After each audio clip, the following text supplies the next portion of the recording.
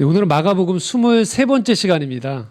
평화를 주시는 예수 그리스도라는 제목으로요. 본문은 마가복음 4장 35절에서 41절까지의 말씀 함께 은혜 나누고자 합니다. 자, 여러분 기적을 믿으세요? 기적은 일어납니다. 하지만 가끔 일어납니다. 일상을 살다 보면 때로는 심한 위중한 병에 걸렸던 사람이 간절한 기도 가운데에서 검사를 하러 갔더니 암세포가 다 사라진 경우도 있고요.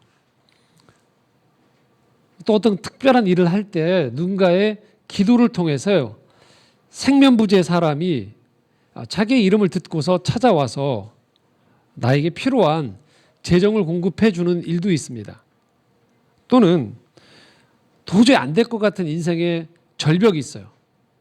그런데 생각지도 않았던 어떤 사람을 만나거나 어떤 환경 때문에 환경이 갑자기 열리면서 도약하는 경우들을 발견합니다.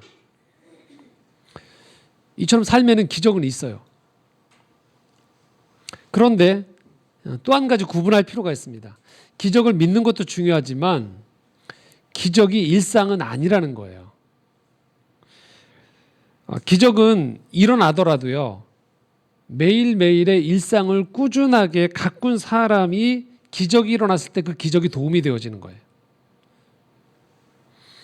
그렇기 때문에 우리가 기적 자체에 매달리면 안 됩니다. 기적은 일상으로 돌아오기 위한 가운데 하늘이 내려주는 특별한 경험 또는 특별한 만남일 뿐이에요. 우리가 신앙생활을 잘못하게 되어지면, 오해하면요, 일상을 팽개쳐두고 이 기적을 바라는 쪽으로 일상이 바뀌어지게 돼요. 성경은 많은 기적이 나옵니다. 오늘 읽었던 본문도 기적이에요. 그런데 기적 자체에 초점이 맞춰져 있는 것이 아니고요, 그 기적 후에 매일의 일상을 어떻게 살아가느냐에 책임을 요구받게 되어져 있다는 거예요.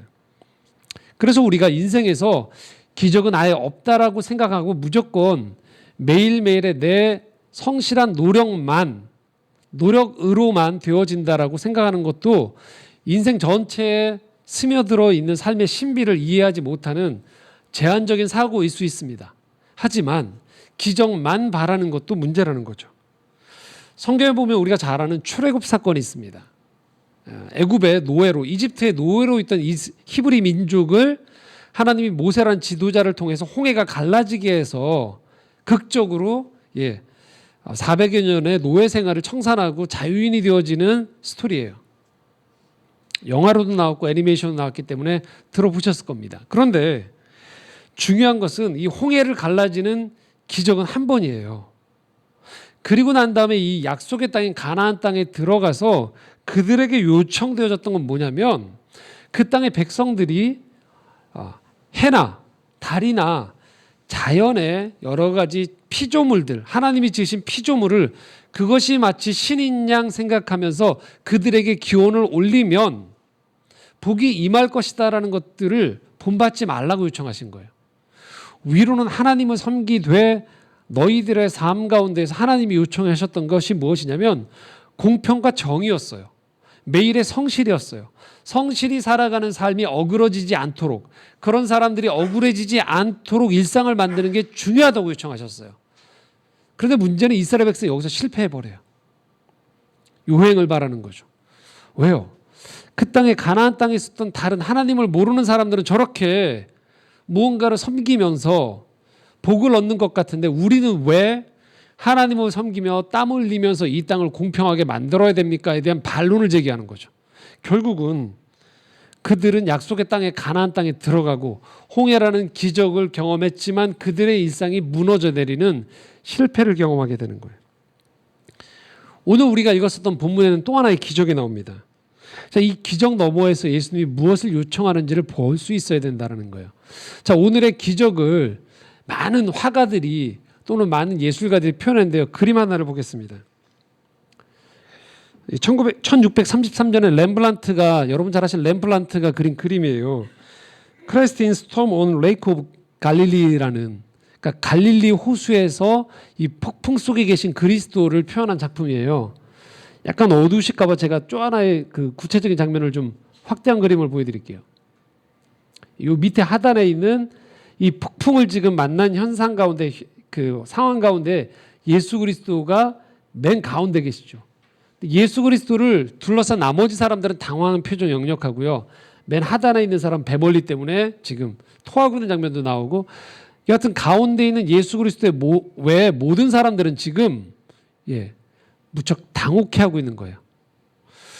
근데 놀라운 사실은 예수님 빼고 나머지 사람들이 갈릴리 바다가 무척 익숙한 사람들이에요. 심지어 이 중에는 그 어부, 베테랑도 있는 거예요.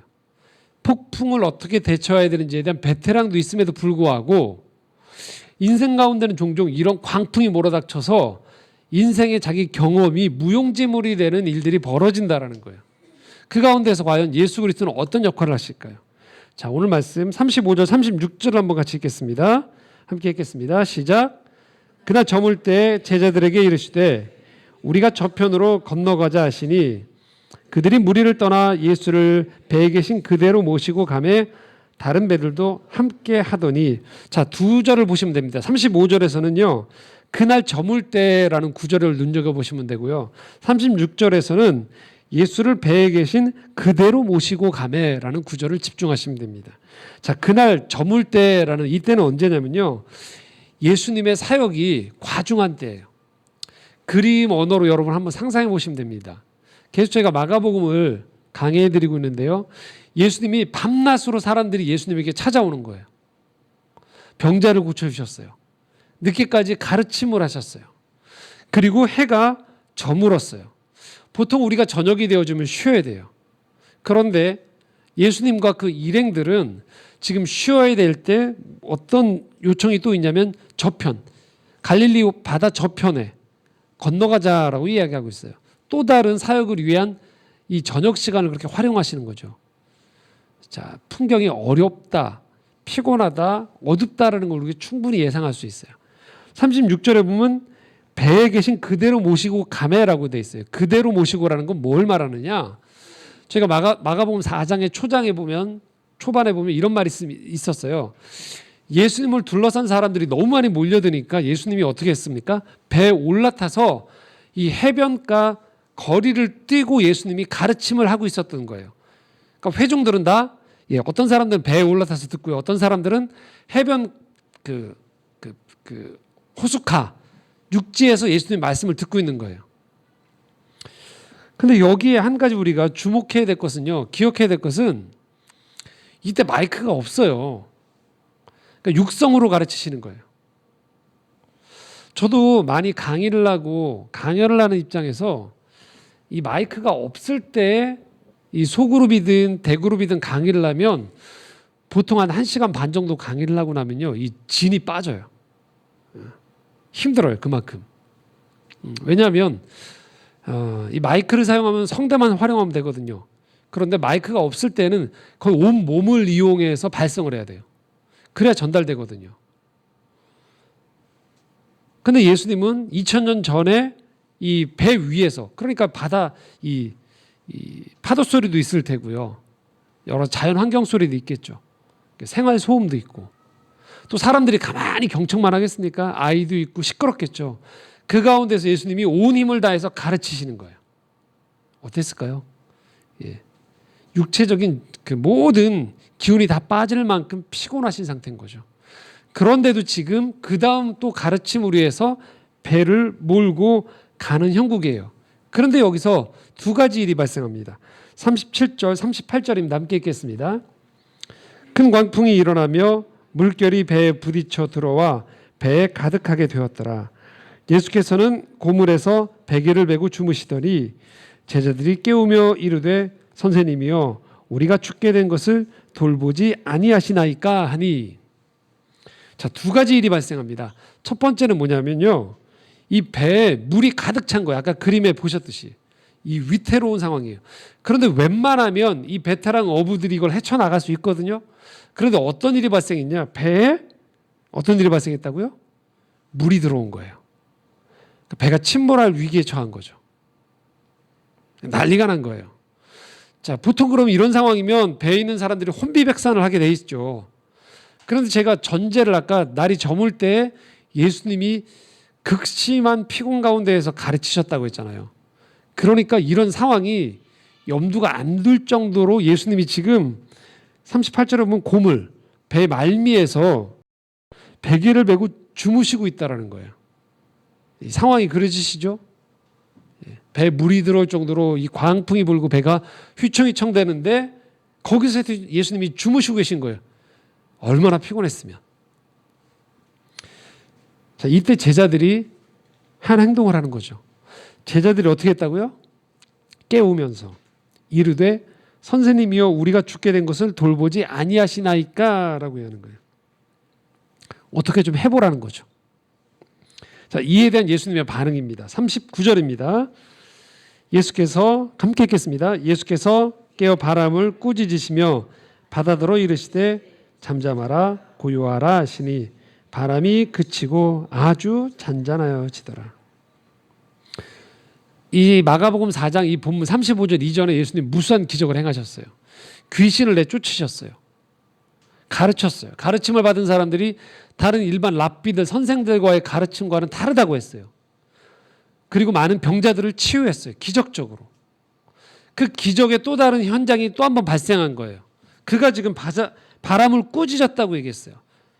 그리고 바다더러 이르되 잠잠하라 하자 바다가 고요해졌다라는 거예요. 인간적인 눈으로 보면 이해가 안 될 상황이지만 예수 그리스도는 삼위일체 창조자 하나님이세요. 온 우주 만물을 창조하신 그가 또 다른 피조물들에게 지금 뭐 하신 거예요? 또 다른 명령을 내린 거죠. 그래서 이 위기가 극복이 되었다라는 거예요. 기적이 일어났어요. 자, 오늘 본문은 여기서 안 끝납니다. 그리고 난 다음에 대화가 이어져요. 이 부분이 중요합니다. 40절 함께 읽겠습니다. 이에 제자들에게 이르시되 어찌하여 이렇게 무서워하느냐 너희가 어찌 믿음이 없느냐 하시니. 자, 말씀을 잘 보셔야 됩니다. 주무시고 계셨어요. 풍랑이 일었어요. 다 죽을 위기였어요. 그러면 당연히 깨울 수 있겠죠, 예수님을. 더더군다나 예수님 스스로가 안단 말이에요. 이 상황을 예수님이 해결할 수 있는 능력자인 것 자기가 알고 있어요. 그러면 예수님이 지금 여기서 제자들을 이 상황은요 분명히 어떤 상황이냐 제자들을 꾸짖고 있는 상황인 거거든요. 자, 질문 드려보겠습니다. 예수님이 지금 왜 제자들을 꾸짖으셨을까요? 자는데 깨워서? 내가 이렇게 피곤한지 너희들 모르냐? 왜 깨워? 이 상황일까요? 모처럼 좀 단잠에 빠졌는데 그걸 못 참고 깨우냐? 아니죠. 왜요? 배가 뒤집어 죽을 위험인데 왜 혼냈을까요? 뻔히 자신이 능력자인데 이 문제를 해결할 능력자인데 왜 지금 제자들을 책망하고 있을까요? 핵심은요 바로 여기에 있습니다. 왜 이렇게 무서워하느냐예요. 그리고 제자들에게 마땅히 있어야 될 것이 없어서 지금 그것을 확인하고 있는 거예요. 마땅히 있어야 되는 게 없던 게 무엇이죠? 믿음이 없었다고 얘기해요. 자, 표면적으로 보면요 이 상황은 이해가 안 되는 상황이에요. 왜요? 당연히 예수님이 병자도 고쳤고 그런 분이잖아요. 그리고 제자들은 위기에 빠졌단 말이에요. 그리고 예수님 혼자 주무시다가 배가 전복돼서 다 같이 죽느니 예수님을 깨우고 이 위기를 극복할 능력 있는 분을 호출해서 그분이 문제를 해결했어요. 잘한 거예요. 근데 왜 지금 예수님이 제자들을 책망했을까요?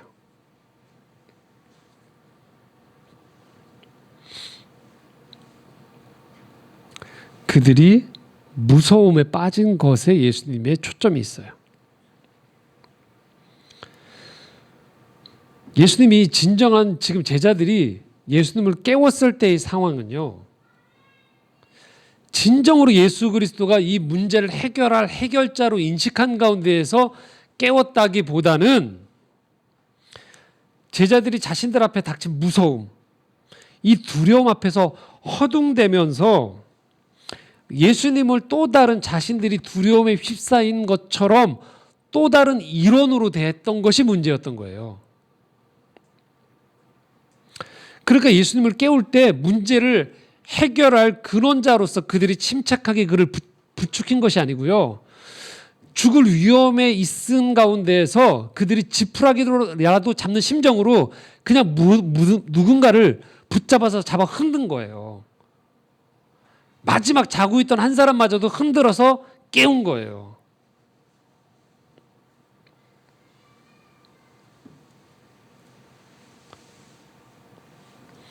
그들이 지금 오랜 시간에 예수님의 기적을 보면서 예수 그리스도가 누구신지를 보고 기적에 합당한 분으로 호출한 것이 아니고요. 이들은 자신들의 두려움에 휩싸여서 누구든 다 깨워서 이 두려움 앞에서 우왕좌왕하는 가운데에서 그냥 인간적인 노력으로 발버둥 치는 그냥 두려움에 휩싸인 이론이라는 거죠. 자, 여기서 왜 문제냐? 무서움에 휩싸인다는 것 자체가 인간에게 얼마나 위협적인가를 보여주고 있는 거예요. 여러분, 우리가 신앙을 갖는다는 건 뭘 말하냐면요. 이 무서움 앞에서 무서움을 직면하는 걸 말해요. 두려움에 압도되는 게 아니고요. 모든 사람은 두려워요, 살면서. 모든 사람은 무서워할 수 있어요. 그런데 신앙을 갖는다는 건 뭐냐면 그 무서움을 알고 있는 가운데에서도 무서움에 압도당하지 않는다는 것을 의미하는 거예요. 왜요? 문제의 해결자신 예수 그리스도와 동행하는 가운데 문제의 본질을 본다라는 것을 의미하는 거예요. 그런데 제자들은 오랜 시간 기적을 봤어요. 오랜 시간 예수 그리스도가 누군지를 알았어요. 하지만 문제가 닥치자 이전까지의 모든 기적과 예수 그리스도를 알아갔던 것들이 다 증발돼 버리는 거예요. 그냥 무서움 자체에 휩쓸려 버리는 거예요. 믿음을 갖는다는 것은요, 어려움 속에서도요, 무섭지만 두렵지만 그것에 압도당하지 않고 무서움의 실체를 파악하는 가운데에서 평안하게 문제에 맞설 수 있는다는 것을 의미하는 거예요. 무서움이 나를 압도하면요, 사람은 누구나 무서움이 나를 압도하면 나답지 못하게 행동을 해요. 그게 문제인 거예요. 무서움이 압도하면 문제의 본질보다도 무서움이 나를 휘감아 버리면서 나답지 못하게 행동을 하게 돼요.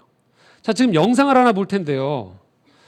자, 설교 시간에 제가 이런 영상을 보여주면서 저도 참 특이한 목사라고 생각을 했어요. 영상을 하나 보겠습니다. Michael Spinks, give him a little movement. Keep those hands high. Very, very high. Stepping in. All right, stop punching. Whoa, whoa. Hey, Mike, knock it off, man. Knock it off.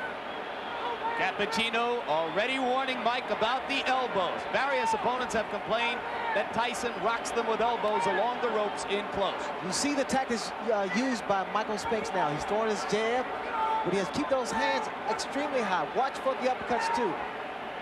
Tyson landed a left hand in close quarters, and now Cappuccino goes to work again. Tyson not afraid, as we expected, and Spinks ready to mix it up with him. Tyson along the ropes doing damage. Michael Spinks has to keep moving because every shot. Oh, Uppercut landed inside, and Spinks went down. It was the left uppercut. I was surprised there was a body shot that put him to the canvas. And that is the first time Michael Spinks has ever been down in a professional fight. And he's down again and in serious trouble. A right hand right on the chin. 6, 7, 8. He's not going to make it. It's all over. 마이크 타이슨, 아주 유명한 선수죠. 80년대를 풍미했던 권투 선수인데요. 자, 지금 마이크 타이슨과 경기했던 선수가 힘도 못 써보고 거의 좀 뭐 하는 거지 싶을 정도죠. 키 큰 흑인 선수가 제대로 싸워보지도 못하고 몇 번 피하다가 주먹도 세게 맞은 것도 아닌 상태에서 그냥 넘어졌단 말이에요. 그리고 다시 일어서는데 또 툭 대니까 어떻게 돼요? 넘어졌어요. 보시다시피 지금 마이크 타이슨이 이 엄청나게 힘을 가격한 게 아니거든요. 그런데 여러분, 지금 이 마이크 타이슨과 경기했던 이 선수가 누군지 아십니까? 예. 스핑크스라는 선수예요. 마이클 스핑크스라는 선수인데요. 이 경기가 1988년 6월 27일에 열렸던 경기인데요. 그 당시에 기억하신 분이 아마 계실 거예요. 저도 이 경기가 기억이 나서 설교하다가 다시 찾아서 여러분들에게 보여드린 거거든요. 이 당시에 아주 그 화제가 됐던 경기였어요. 왠 줄 아세요? 지금 마이크 타이슨과 경기했던 이 마이클 스핑크 선수가요. 이 마이클 타이슨에게 KO패를 당하기 전까지 전적이 얼마였냐면요. 31전 31승 21KO였어요. 그러니까 10년 동안 한 번도 안 진 선수였어요.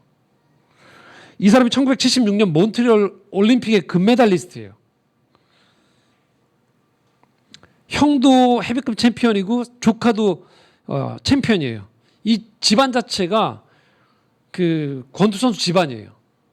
그리고 마이클 스핑크스 자체도 단 한 번도 진 적이 없던 선수예요. 물론 아마에서는 몇 번 졌지만 프로에 올라서 10년 동안 단 한 번도 진 적이 없었던 선수였어요. 타이슨은 이때 막 기세가 올랐던 신예이긴 하지만 분명히 무서운 선수이긴 했었어요. 그래서 전문가들의 예상은 마이클 스핑크스에게 좀 더 점수를 줬어요. 타이슨은 잘하긴 잘하는데 이제 막 올라온 선수였고 마이클 스핑크스는 31번을 한 번도 안 지었던 선수였단 말이에요. 경기가 열렸습니다. 여러분 보시다시피 어땠을까요? 90초가 안 돼서 깨어졌어요. 헤비급 경기 사상 4번째로 빨리 끝난 경기였어요. 그 당시까지. 주먹 한 번 제대로 내뻗지 못했죠. 그리고 허무하게 선수 생활을 마감하게 돼요. 자, 못하는 선수가 아니었단 말이에요. 근데 전문가들이 이때 이 경기를 한마디로 이렇게 표현했습니다. 기세에 눌렸다. 오늘 설교의 표현으로 얘기하면요, 무서움에 압도당한 거예요. 서로 간에 선수와 선수끼리 맞닿았을 때 상대방의 기세에 이 베테랑 선수가 두려움을 느끼기 시작한 거예요. 그러자 그가 가지고 있었던 실력에 반의 반도 못 미치는 실력에 압도당해 버리고 만 것이죠. 우리 삶에서 이런 일이 얼마든지 벌어진다는 거예요. 왜 무서움이 좋지 않느냐? 무서움, 두려움이 우리를 사로잡기 시작하면요, 우리는 실력 발휘를 하는 게 아니고요, 더 못한 사람이 되어져요. 제자들은 이미 예수님의 기적을 충분히 경험했어요. 충분히. 그래서 이들이 만약 두려움과 무서움에 압도당하지 않았으면 충분히 예수님을 깨우면서 이 위기를 제대로 극복해 나갔을 것이에요. 그런데 문제는 뭐냐? 이들이 무서움 앞에 그냥 압도당해지면서 무신론자가 돼버린 거예요. 그래서 그들이 스승을 깨울 때에는 스승을 인격적인 전능자로 인식한 것이 아니고 또 다른 문제가 당한 하나의 피조물로 되었다는 거죠. 좀 더 직설적으로 하면 이런 거예요. 잠만 자지 말고 어떻게 좀 해봐요라고 하는 거예요. 그렇기 때문에 지금 제자들이 만약에 예수님이 전능자로 이 문제를 해결자로 제대로 인식했다라면 그들은 예수님이 해결하고 난 다음에 이렇게 나와야 돼요. 예수님을 찬양하면 돼요. 감사하면 돼요. 그런데 41절에 전혀 다른 반응이 나옵니다. 41절 읽겠습니다. 그들이 심히 두려워하여 서로 말하되 그가 누구이기에 바람과 바다도 순종하는가 하였더라. 예수님을 보면서 심히 다시 두려워진 거예요. 감사하고 예수님에 대한 그분을 확인하면서 이분의 능력을 확인하면서 찬양하면서 마음에 평안이 몰려온 게 아니고요, 두려움이 몰려온 거예요. 그러면서 그가 누구이기에 바람과 바다도 순종하는가. 그러니까 결국은 예수님 깨울 때 알았다는 거예요, 몰랐다는 걸까요? 몰랐다는 거예요. 바람과 바다를 잔잔하게 할 뿐으로 깨운 게 아니었어요. 만약에 그들이 예수 그리스도가 능력을 행할 뿐인 줄 알았다라면 그들은 그럼 그렇지, 예수님이시니까 충분히 이 문제를 해결하셨지라는 반응으로 나와야 돼요. 그런데 그들은 두려워했던 거예요. 우리가 믿음 생활을 한다고 하지만 이런 방식으로 얼마든지 신앙생활을 할 수 있어요. 매사를 신앙생활할 때 예수 그리스도와 인격적인 관계를 맺으면서 점점 그분에 대한 신뢰가 쌓여져 가는 방식이 아니고요, 신앙생활할 때마다 매번 똑같아지는 거예요. 문제가 생기면 무신론자가 돼버리는 거예요. 혼비백산하는 거예요. 똑같이. 그래서 문제를 해결해지기 전까지는 아무것도 눈에 들어오지 않는 거예요. 허둥대는 거예요. 그리고 마음속에는 이렇게 얘기하는 거죠. 이러시깁니까? 왜 나한테 이러십니까? 똑같아지는 거예요. 항상 원점으로 돌아가는 거죠. 이전에 내 어려움 가운데 해결하셨던 예수 그리스도를 묵상하고 그것이 나의 삶의 경험으로, 영적인 지식으로 쌓여서 그 다음 문제가 도달했을 때 이전의 경험을 토대로 조금은 평안한 가운데서 이 문제를 대처하는 방식이 아니고요. 매번 문제를 접할 때마다 새로운 문제를 접하듯이 이 문제를 당황하면서 대하는 거죠. 왜요? 무서움이 나를 압도하는 거죠. 그러나 우리가 믿음을 갖는다는 건 뭘 말할까요? 믿음을 갖는다는 것은요, 오늘 이 문제 가운데에서 나와 함께 하시는 분, 이 문제 가운데 나보다 더 깊고 넓은 해법을 가진 그분 앞에 지혜를 구하면서 그분의 마음을 내가 깨닫는 가운데에서 내가 해야 될 몫은 내가 하는 거예요. 하나님이 하실 몫들은 하나님께 맡겨드리는 거예요. 이게 뒤죽박죽이 되어버려서 무서움에 그냥 내가 사로잡혀 버리면 그냥 이 문제가 해결되어지기 전까지는 그냥 허둥대면서 또 똑같은 사람으로, 그래서 아무 문제가 없는 사람만 부러워하면서 내 문제 앞에서 그냥 온 세상에 가장 불행한 사람이 내가 되어져 가는 방식으로 원점으로 돌아가게 된다는 거죠. 이게 문제라는 거죠. 온통 바라는 것은 그래서 아무 문제가 없기만을 바라는 거죠.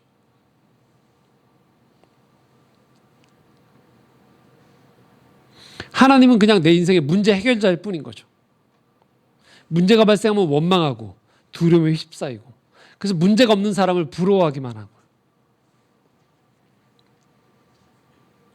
우리가 예수님을 만난다는 것은 뭘 의미하느냐? 결국은 내가 할 수 있는 이 문제를 주님이 똑바로 인식할 수 있게 해준다는 거예요.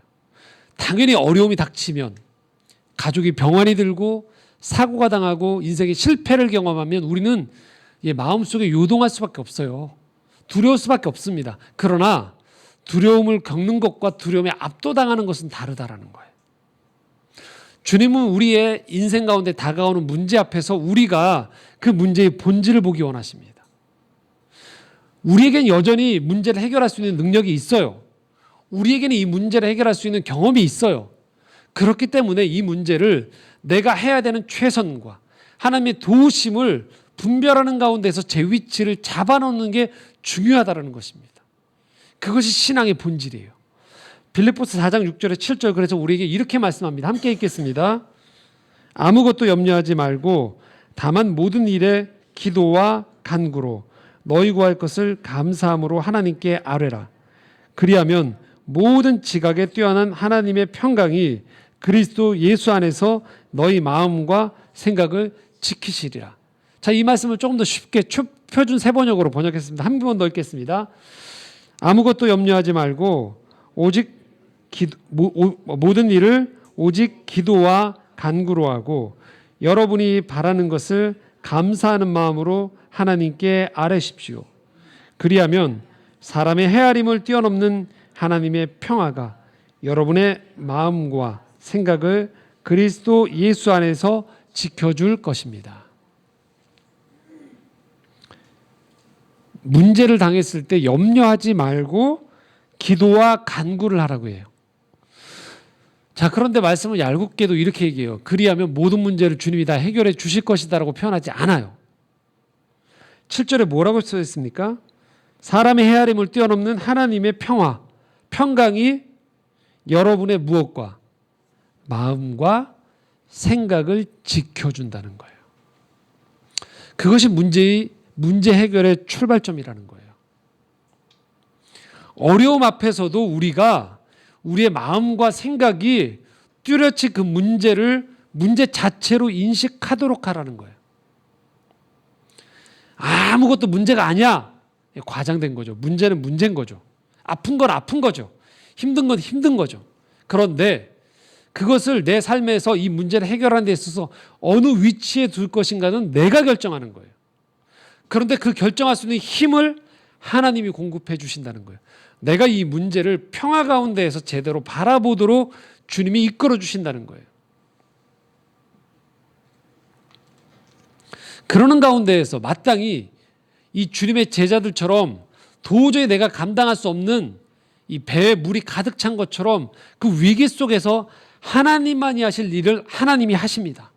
하지만 우리의 일상 가운데서 우리가 해야 되는 것은 그분이 주신 평안 가운데에서 이 어려움을 여러분의 걸음걸이로, 여러분의 손의 수고로움을 통해서 감당하기를 하나님은 원하신다는 거예요. 제자들은 지금 물을 동시에 퍼내는 가운데 주님께 기도해야 되는 거예요. 주님을 깨우는 거예요.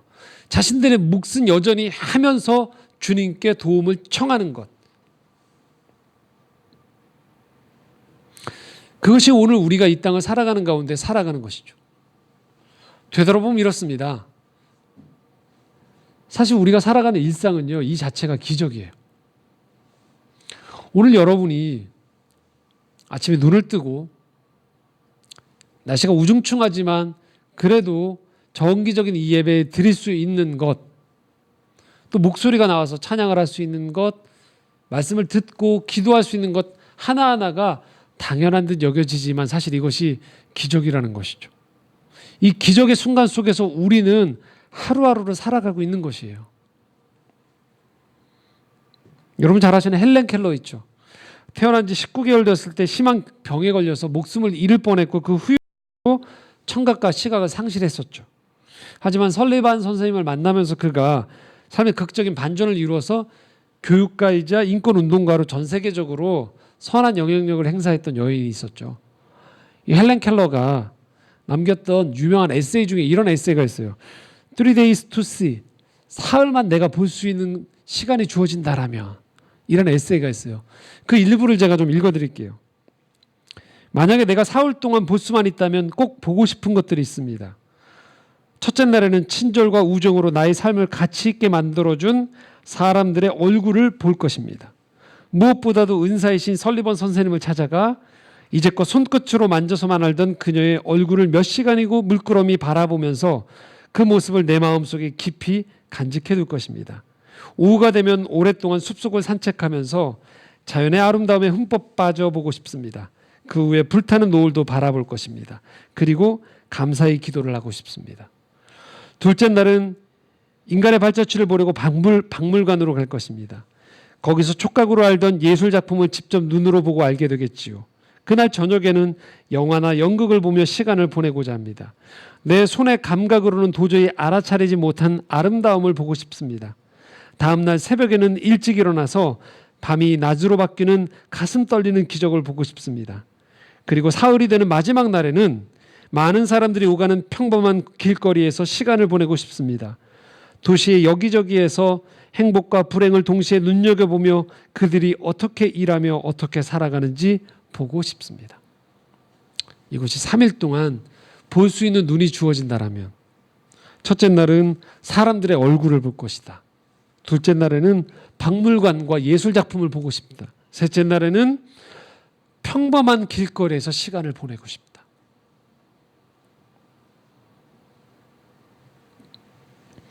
오늘 우리 삶이 기적이거든요. 근데 오늘도 사실 이 예배를 드리러 오시면서 아마 여기에 계신 분들 중에 많은 분들이 마음이 큰 납덩이처럼 이게 내 마음을 누르는 것들이 있으실 거예요. 따지고 보면 어떤 문제가 있는 거죠, 삶에서. 내 문제일 수도 있고요. 우리 가정의 문제일 수도 있고, 또는 아무런 현재 문제가 없음에도 불구하고 미래에 대한 문제가 나를 사로잡는 것이죠. 그러다 보면 우리는 일상을 제대로 못 봐요. 내 마음속에 항상 이런 생각을 해요. 저 문제만 해결되어진다라면. 그러면 정말 세상 부러울 게 없을 것 같은데. 여러분 인생을 경험해 보셨죠? 어떻습니까? 그 문제가 해결되어지면 어떻죠? 기다렸다는 또 다른 문제가 발생하게 되어지죠. 그래서 결국은 인생을 문제로만 우리가 설정해 놓으면 우리 인생은 늘 문제 해결하는 것들의 일생이라는 거예요. 근데 하나님은 우리 인생을 그렇게 선물로 주지 않으셨어요. 비록 문제가 있음에도 불구하고 이 일상 가운데에서 우리는 얼마든지 감사하고 평안하게 살아갈 수 있다라는 거예요. 그것이 기적입니다. 그것이 믿음이 우리에게 주는 선물인 것이죠. 하나님은 오늘 우리에게 그 힘을 주세요. 문제가 있지만 그 문제 속에서도 여전히 감사할 것이 있고 고마울 사람들이 있고 살아갈 일상이 가치롭다라는 것을 우리에게 보게 하신다는 거예요. 말씀을 정리해 볼까요? 오늘 추수감사절이라고 했어요. 한 해를 거두면서 비록 우리가 농사는 짓지 않지만 한 해의 결실을 돌아보면서 하나님 앞에 감사의 예물을 올려드리고 하나님 올 한 해를 나와 함께 해주셔서 감사합니다라고 고백을 한다고 했죠. 감사할 게 참 많거든요. 근데 우리도 모르게 이렇게 생각하는 거예요. 뭘 감사할 게 있다고. 돌아보십시오.